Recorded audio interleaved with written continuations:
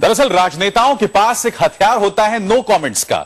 इस हथियार का इस्तेमाल कर सकती थी शीला दीक्षित, मगर उन्होंने ऐसा नहीं किया। और जैसे कि मैंने आपको बताया, 3 खास मेहमान इस शो में मेरे साथ बने हुए हैं। प्रभु चावला, इंडिया टुडे के group editor, Prakash Javadekar, BJP नेता, और माजिद मेमन जो कि सीनियर क्रिमिनल लॉयर हैं। प्रभु, इससे पहले कई बार आपने शीला दीक्षित से सीधी बात में दो हाथ किया है, मगर मेरे ख्याल से ये जो आपका इंटरव्यू है शीला दीक्षित के साथ, वो शायद सबसे अजूबा कहा जाएगा। यहां पर वो चाहती तो नो कमेंट्स का इस्तेमाल कर सकती थी, चाहती तो टाल सकती थी, मगर यहां पर पॉलिटिकल प्रेशर की बात को अप्रत्यक्ष रूप से मान गई और इस पूरे मामले का ठीकरा एक तरह से उन्होंने तत्कालीन गृह मंत्री शिवराज पाटिल के सिर पर फोड़ दिया। क्या वजह मानते हैं आप इसकी? ये बात आप ठीक कह रहे हैं। मैंने शीला दीक्षित जी से पिछले 5 सालों में 5 बार इंटरव्यू किया। ये 5वीं सीधी बात उनके साथ थी। पिछले साल भी मैंने उनसे किया था, चुनाव जीतने से पहले और चुनाव जीतने से जो नॉमिनेशन से पहले भी किया, बाद में भी किया। और मैं हर बार उनसे अफजल के बारे में सवाल पूछा। हर बार जो आपने बात की वो टरका गई मेरे को, उन्होंने कोई स्पष्ट मेरे को उत्तर नहीं दिया। परंतु पहली बार हुआ है जबकि मैंने उनको, क्योंकि मेरे पास ऐसी सूचना थी कि शिवराज पाटिल साहब ने उनको बुला करके, क्योंकि उनके पड़ोसी थे जहां शीला दीक्षित जी रहती हैं, उसे एक घर छोड़ करके शिवराज पाटिल जी का बंगला था एज होम मिनिस्टर, तो उनको बुला करके सलाह देते रहते थे। हर चिट्ठी के बाद मेरे पास ऐसी सूचना थी, हर चिट्ठी लिखने के बाद होम मिनिस्टर को बुला के कहते थे कि मैं अपना काम कर रहा हूं, आप किसी तरीके से इस फाइल को इधर से उधर एक डेस्क से दूसरे डेस्क पर भेजिए। और ये मानकर के दिल्ली का ढांचा एक ऐसा है, ये कि केंद्रीय शासित प्रदेश है। हर यूनियन टेरिटरी का बॉस जो है, एक्चुअली लॉ एंड ऑर्डर का, एडमिनिस्ट्रेशन का, लैंड एंड बिल्डिंग का बॉस जो है होम मिनिस्टर होता है या लेफ्टिनेंट गवर्नर होता है। लेफ्टिनेंट गवर्नर के पास लॉ एंड ऑर्डर की अथॉरिटी है होम मिनिस्टर के माध्यम के। तो अगर होम मिनिस्ट्री की परमिशन के बिना कोई भी चपरासी जो है दिल्ली प्रशासन में अपॉइंट नहीं हो सकता, तो टेक्निकली दिल्ली का होम मिनिस्टर भी देश का होम मिनिस्टर होता है। तो जो चीफ मिनिस्टर को कहा गया, शीला दीक्षित ने उसी की बात मान करके आगे कर दिया। परंतु पिछले कुछ महीने से शीला दीक्षित के ऊपर भारतीय जनता पार्टी के तीखे प्रहार लगे हुए थे। अफजल गुरु के कसब केस के बाद अफजल गुरु का केस दोबारा से उठने शुरू हो गया और पिछले 5 सालों के अंदर शायद कोई भी फांसी पर नहीं चढ़ाया गया। 28 के करीब केस पेंडिंग पड़े हुए हैं।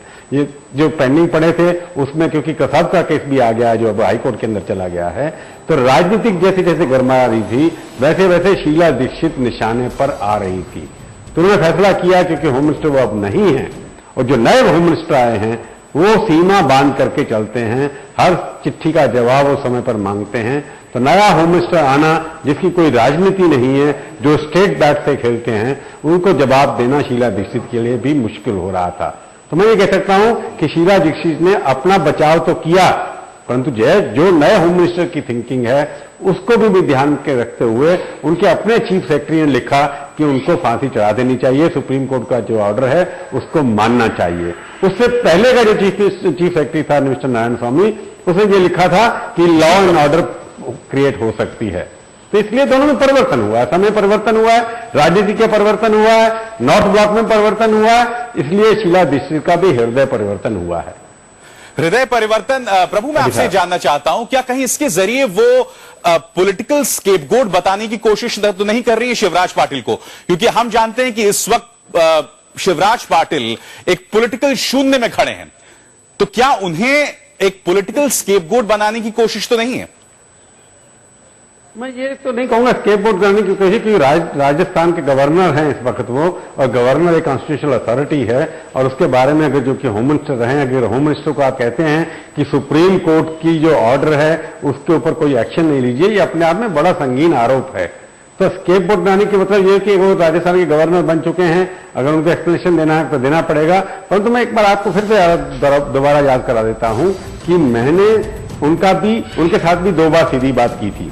पहली सीधी बात तो ठीक ठाक थी, दूसरी सीधी बात में शायद वो मेरे से कुछ झगड़ा भी कर बैठे थे। उनका आरोप यह था कि 28 लोग अगर क्यू में अंदर खड़े हैं तो मैं कैसे बाईपास किसी को कर सकता हूं। ये थ्योरी सिर्फ शिवराज पाटिल ने ही चलाई थी उस वक्त, उसके बाद बाकी सरकार कांग्रेस के लोगों ने प्रवक्ता में चलाते रहे। और यूपीए की सरकार के अंदर 27 में से अभी तक शायद कोई मेरे को याद नहीं है किसी को फांसी पर चढ़ाया गया हो, एक्सेप्ट एक वेस्ट बंगाल का केस था जिसमें वेस्ट बंगाल की सरकार ने कहा था कि उसको फांसी पर चढ़ा देना चाहिए, जबकि बाकी लोग उसको मर्सी पिटीशन को रिजेक्ट कर देना चाहिए।